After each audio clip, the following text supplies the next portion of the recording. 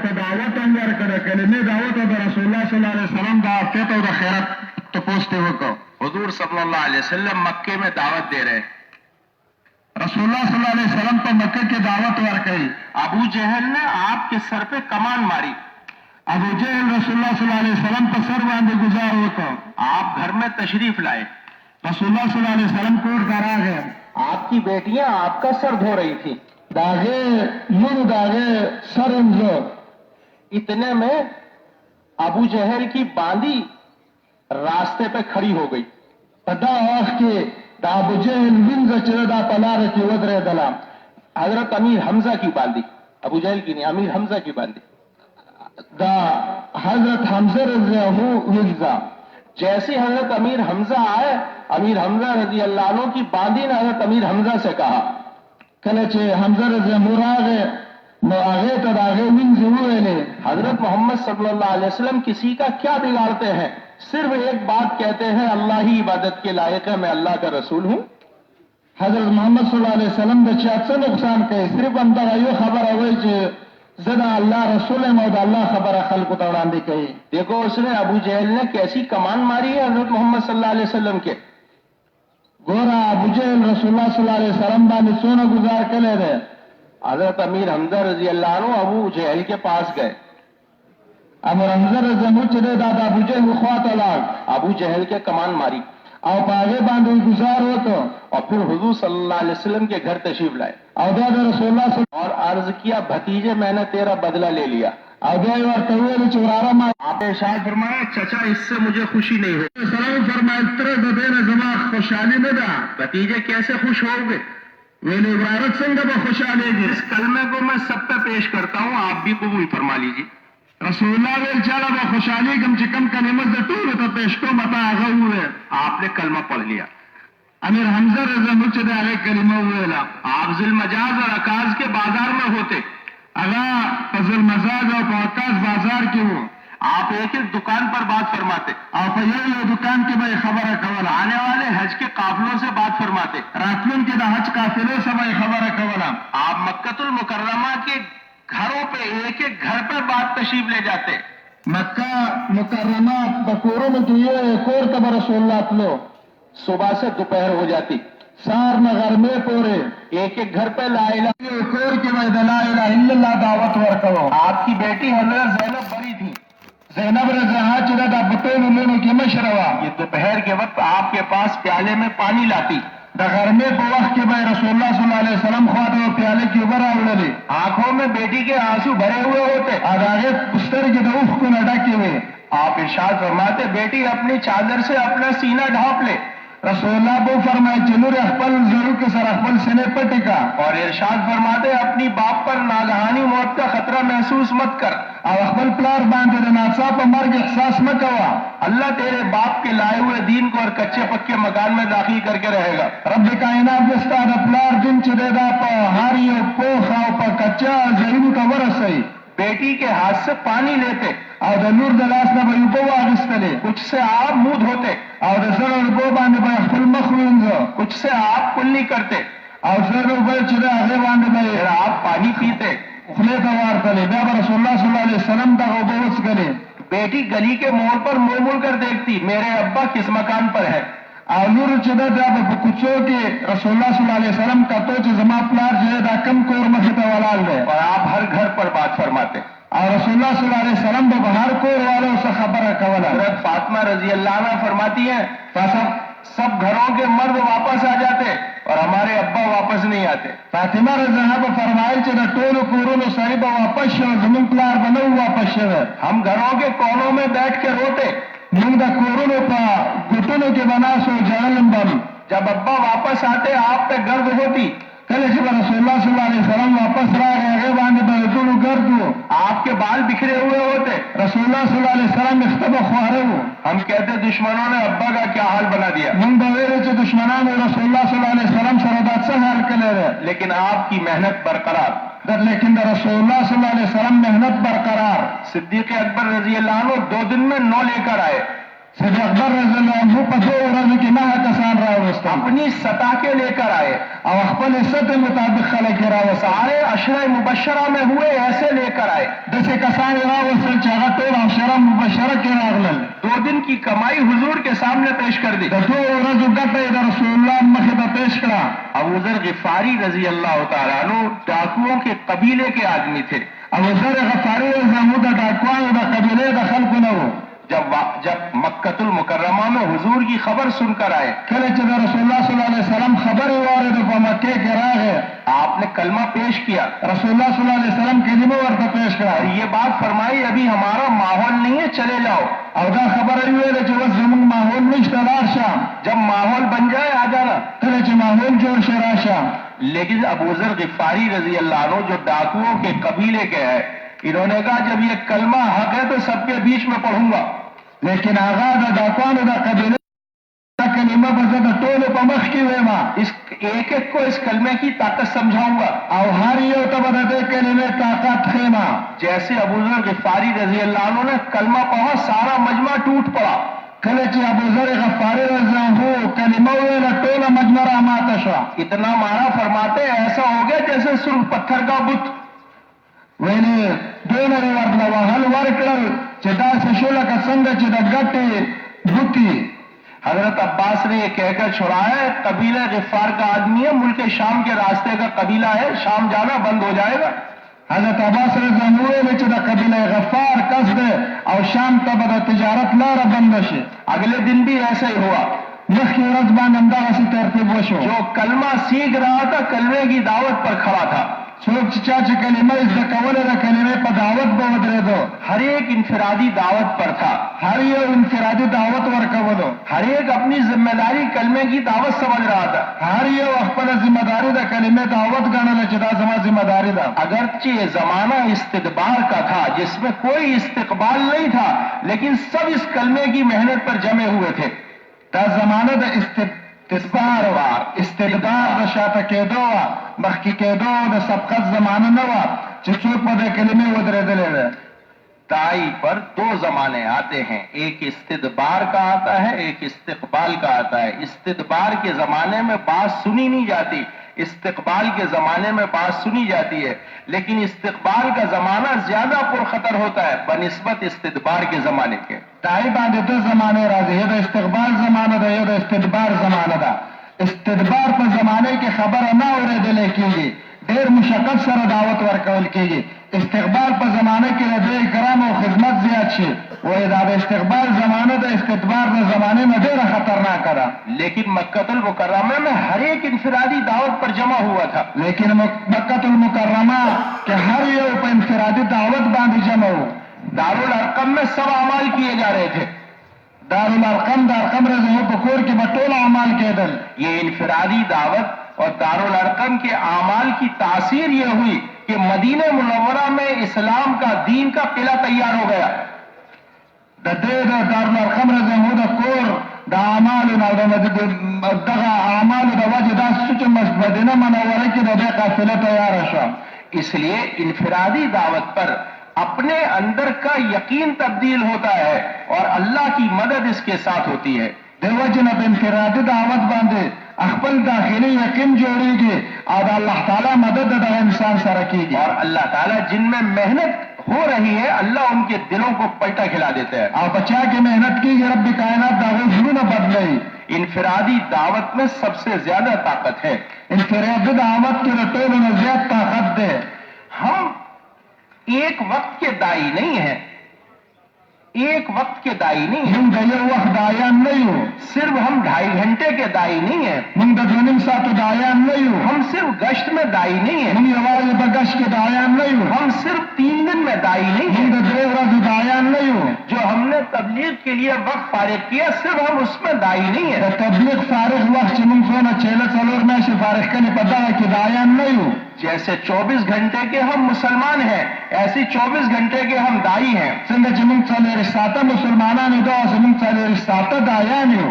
حضرت مولانا محمد یوسف صاحب رحمت اللہ علیہ فرماتے تھے، حضرت مولانا یوسف رحمت اللہ علیہ به فرمایل دائی ایسا ہوتا ہے جیسے بٹن بنانے والے کارخانے کا کارخاندار ہوتا ہے. دای داسې دی لکه څنګه د بټن جوړولو والا د کارخانې هغه کارخانې مشر چې یہ بٹن بنانے والا اگر جنازے میں جاتا ہے تو اس کی نگاہ بٹن پر ہوتی ہے. دغه بټن والا چې کله جنازې ته ځي د دې نظر په بټن باندې. اگر خوشی کی تقریب میں جاتا ہے تو اس کی نگاہ بٹن پر ہوتی ہے. او دا د خوشحالۍ په پروګرامونو ته ځي نو د دې نظر په بټن باندې. دائی کی نگاہ تو ہر وقت اس پر ہوتی ہے. ہم لوگوں کے مال اور چیزوں سے مستغنی ہے لیکن کسی کی صلاحیت سے مستغنی نہیں ہے. دائی با په هر وخت کې په نظر په دې باندې نظر چې موږ د خلکو د مالونو او د څیزونو نه مستغني یو بلکې د هغو د هدایت نه مستغني نه یو. مال اور چیزوں سے ہر ایک کی ہم مستغنی ہیں د مال او د څیزونو د هر یو نه موږ مستغني یو لیکن کسی کی صلاحیت سے مستغنی د نہیں ہے. هغې د صلاحیت نه مستغني نه یو موږ. امت میں اللہ نے مختلف صلاحیتیں رکھی ہیں. امت کې رب کائنات مختلف صلاحیتونه ساتلې دي. سب سے زیادہ طاقت متوجہ ہونے کی وہ دعوت میں ہے. په ټولو نه زیات طاقت د متوجه کولو دپاره هغه په دعوت کې دی. اس لیے حضرت شاہ مولانا محمد الیاس صاحب رحمۃ اللہ علیہ فرماتے تھے تمام اسباب میں سب سے طاقتور سبب اور تمام اعمال میں سب سے طاقتور عمل وہ دعوت ہے. همدغه جناب مولانا الیاس رحمت الله علیه فرمایل چې په ټولو اسبابو کې د ټولو نه غټ سبب او په ټولو اعمالو کې د ټولو نه غټ عمل هغه دعوت دی. دعوت سے دل کی دنیا پلٹا کھاتی ہے. دعوت د وجه نه د زړه دنیا چې د هغه خوځي. اس لیے فرعون کے مقابلے پر حضرت موسیٰ علیہ السلام کو دعوت کا حکم دے کے بھیجا. فرعون په مقابله کې حضرت موسی علیہ السلام ته رب کائنات د دعوت حکم ورکړو وی لګلو. اور فرعون کا اللہ نے سارے نظام کا ریزہ ریزہ کر دیا او د فرعون ټول نظام رب کائنات ذره ذره کو. اس دعوت پر اللہ پاک غیبی نظام کو ساتھ کر دیتا ہے. د دې دعوت په وجه د الله تعالی غیبی نظام د انسان سره کیږي. اس لیے سب سے پہلے ہم سب کی ذمہ داری ہے اپنے یقین کو تبدیل کرنے کے لیے چونکہ اللہ تعالیٰ کا جو غیبی نظام ساتھ ہوتا ہے وہ صحیح یقین پر ہوتا ہے. د ټولو نه مخکې زموږ د ټولو ذمہ داري ده د خپل یقین بدلول ځکه چې د الله تعالی مدد چې هغه د غیبي نظام د طرف نه وي او د یقین والو سره وي. جہاں جہاں سے جس کو جو بنتا دکھائی دے رہا ہے وہاں سے بننے اور بگڑنے کا یقین ختم ہو جائے اور ایک اللہ کی ذات پر مرکوز ہو جائے. کم ځینه چې زموږ او ستاسو د کېدلو یقین راځي د هغې نه لرې شي او پوره یقین د الله تعالی په ذات باندې راشي. اسباب کم ہو یا زیادہ ہو یا بالکل نہ ہو اس کا ہمیں دھیان نہ رہے بلکہ حضرت محمد صلی اللہ علیہ وسلم کا طریقہ اس وقت کیا ہے ہمیں اس کا دھیان اور یقین آ جائے. اسباب کم یا زیات یا نه د دې زموږ او ستاسو سره دهان نه لیکن د دې خبرې موږ او تاسو سره سوچ د رسول الله صلی الله علیه وسلم په طریقه په دې وخت کې څه ده کومه طریقه د رسول ده. اس لیے اللہ تعالیٰ نے انبیاء کے واقعات بیان کیے ہیں کہ ہماری قدرت نبیوں کے ساتھ کیسے ہوئی ہے. د دې وجه رب کائنات د انبیاء واقعات بیان کړي چې زموږ قدرت د انبیاء سره څنګه وو. صحابہ کے واقعات بیان کیے گئے ہماری تائید کس طرح ان کے ساتھ ہوئی ہے. صحابه کرامو واقعات بیان کړي چې زموږ تائید د دې سره سره کم وو. حالانکہ 6 لاکھ کا مجمع ہے بنی اسرائیل کا. د بنی اسرائیل شپږ لکه مجمع ده. انہیں یقین سکھایا گیا. د دې نه موږ ته یو تاسو ته یقین ښودلی کېږي. فرعون نے مسجد بنانے پر پابندی لگا دی. فرعون د په جومات جوړولو باندې پابندي ولګوله. اللہ تعالیٰ نے موسیٰ علیہ السلام سے ارشاد فرمایا بنی اسرائیل سے کہو اپنے گھروں کے رخ بیت المقدس کی طرف کرے. رب کائنات موسی علیہ السلام ته وحی وکړه چې بنی اسرائیل ته وایي چې د خپل کورونو مخونه چې دی دا بیت المقدس طرف ته کوي تاکہ گھر میں نماز مسجد والے اعمال زندہ ہو جائے. ځکه چې په کور کې مسجد والا اعمال ژوندي شي. جس دن نماز مسجد والے عمل گھروں میں زندہ ہو گئے کم ورځ د مسجد والا اعمال په کورونو کې ژوندي شو ایسے ہی اللہ نے ظالم کو پکڑ لیا. د همدغه وجه الله تعالی ظالم ونیولو اور ملک مصر بھرا ہوا نعمتوں سے دے دیا. او د مصر چې د نعمتونو ډک ملک الله دی ورکړ. فرعون کو دکھا دیا کیسا ڈوبا ہے. فرعون ورته وښودلو چې څنګه ډوب شو اور بھرا ہوا ملک مصر نعمتوں کا دے دیا. او پورا ڈک مزد نعمتن مصر اغی دیو لورکو. اب حکم دیا قوم عمالقہ کی طرف جاؤ. او دیو ورطا حکم ورکو چی عمالقه قوم طرف تلار شئی اللہ کے راستے پہ نکلو. او دا اللہ پدار کی وزئی.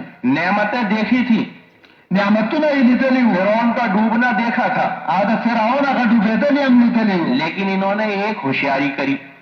او دی چې دی یو خوشحالي وکړه، انہوں نے 12 آدمی قوم عمالقہ کی طرف بھیج دیے بنی اسرائیل نے.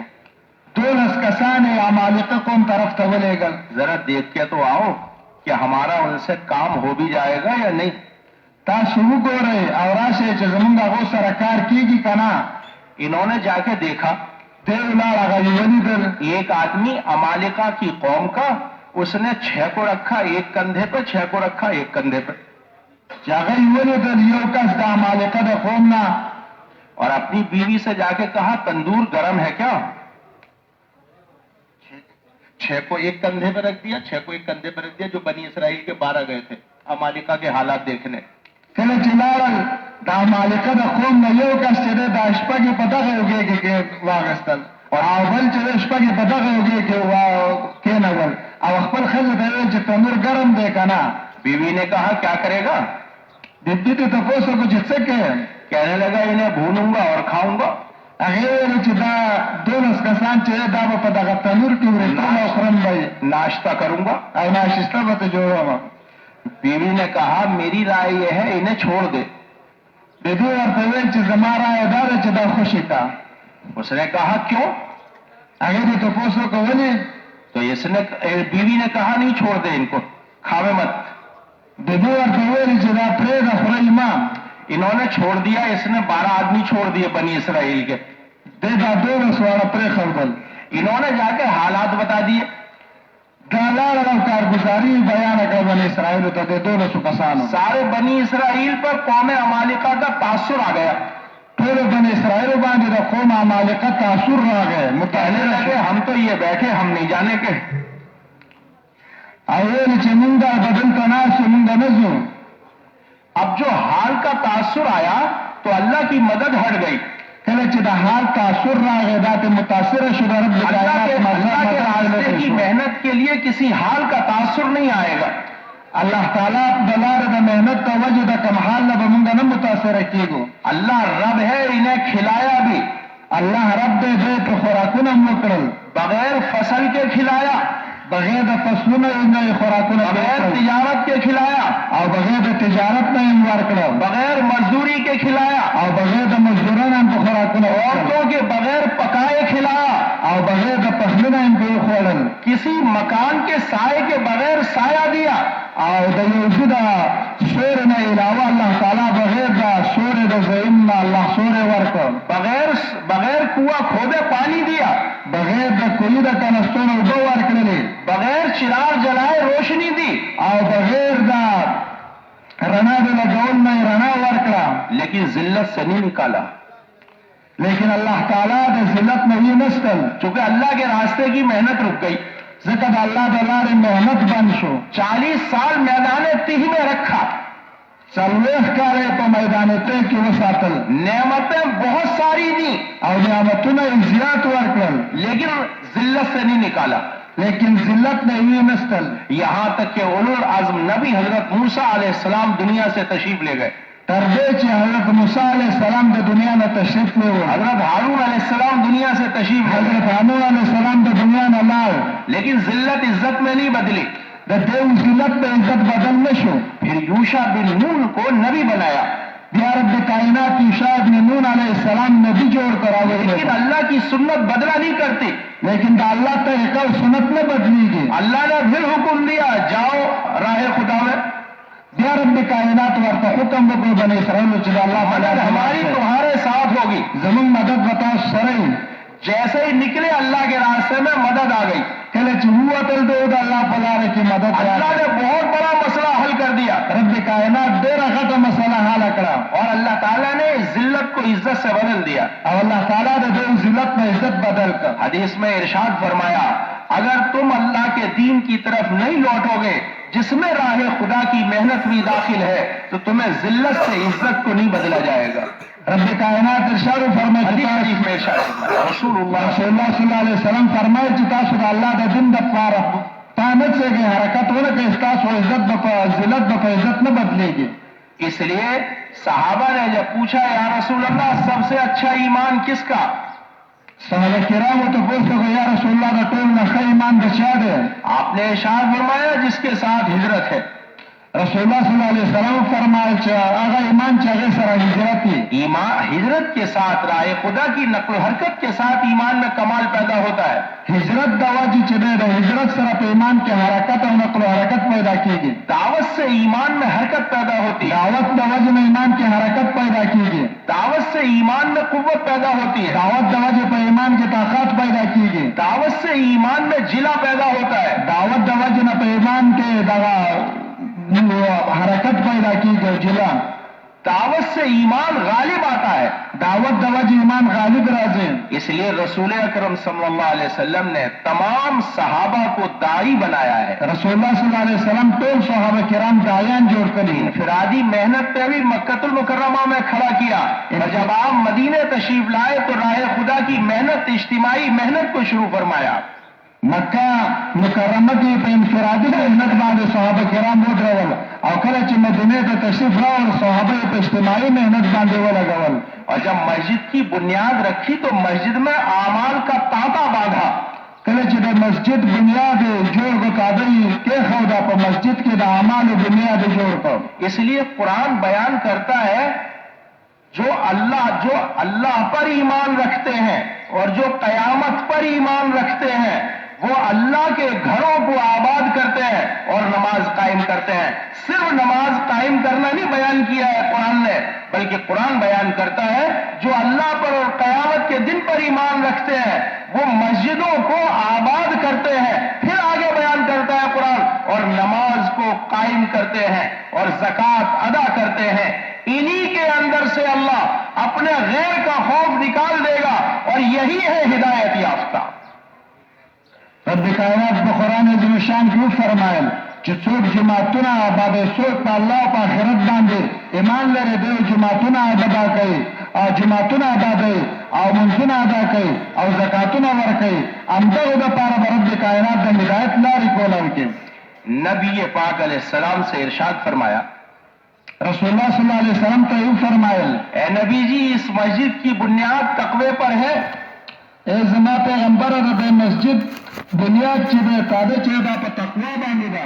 آپ اپنے آپ کو اس میں رہنے کا پابند کیجئے. خپل ځان د پدې کې د جوړ کا کیونکہ اس میں لوگ رہتے ہیں ځکه پدې کې داسې خلک پاتې کیږي وہ پاکی کو پسند کې حاصلېږي. ہمارے مسجد سے گناہوں سے پاکی حاصل ہوگی. اعمال مسجد د وجه نه به ګناهونو پاکي حاصلېږي. ہمارے مسجد سے غلط جذبات سے پاکی حاصل ہوگی. اعمال مسجد په وجه به غلط جذباتو نه پاکي حاصلېږي. اس لیے حدیث قدسی میں 5 وعدے فرمائے. حدیث قدسی کې 15 وعدے فرمایلي دي. جو مسجد میں کثرت سے رہتا ہے څوک مسجد کې دا کثرت سره په جماعت کې وخت رہی میں اس پر رحمت کروں گا. زپا بپاغه باندې رحمت لګم. میں اسے راحت دوں گا. هغه ته راحت ورکوم. میں اسے پل صراط آسان کروں گا. زبر هغه ته پوره صراط لاره میں اس سے راضی رہوں گا. زبر هغه نه راضی یم.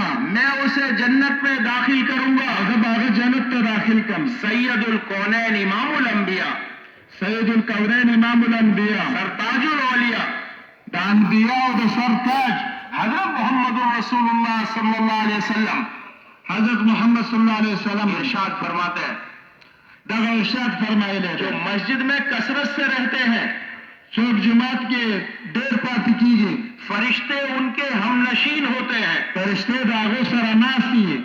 اگر بیمار ہو جاتے ہیں عیادت کرتے ہیں. بیمار شاغت تو پوچھتے عیادت کوي. اپنے کام سے جاتے ہیں فرشتے ان کی مدد کرتے ہیں. او دا کس خپل کار پسې فرشتے د هغه سره اس مدد لیے کوي. صحابہ نے مسجد کو ٹھکانہ بنایا. هم دې وجه صحابه کرامو مسجد چې دا خپل ټکاونه جوړ کړه. اس لیے حدیث میں مسجد متقی کا گھر ہے. حدیث شریف کی بھی مسجد چلے دا متفق کور ہے. صحابہ نے ترتیب بنائی. صحابہ کرام ترتیب جوڑ کر حضرت مولانا محمد یوسف صاحب رحمت اللہ علیہ کی تحقیق یہ ہے 10 سال جو 150 سفر ہوئے ہیں تمام مدنی صحابہ کے 6 مہینہ یا 7 مہینہ راہ خدا میں پھرنے کا ہے اور جو بچا ہوا 5 مہینہ یا 6 مہینہ ہے آدھا دن مسجد کا ہے آدھا دن ضرورت کا ہے آدھی رات مسجد کی ہے اور آدھی رات ضرورت کی ہے. حضرت مولانا رحمت اللہ علیہ محمد یوسف صاحب حضرت مولانا محمد یوسف رحمت اللہ علیہ د تحقیق نه دا معلومی کی چې په لسو کالو د صحابه کرامو یو نیم ځل سفر کړی دی. د دې نه علاوه شپږ میاشتې دوی د الله په لارې کې وو او د شپږ میاشتې علاوه چې کوم وختونه دوی په کور کې وو په دوی کې به نیمه ورځ دا په جومات له ورکوله نیمه ورځ کور کې او دغسې نیمه شپه به یې جومات له ورکوله نیمه شپه کور کې.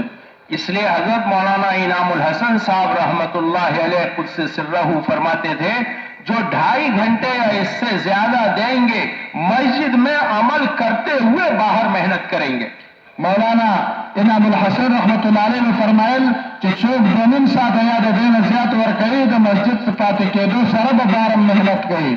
حضرت مولانا زبیر صاحب رحمت اللہ علیہ فرماتے تھے اپنے بھائیوں کو ملاقاتیں کر کے گشت کر کے مسجد میں لانا ہے.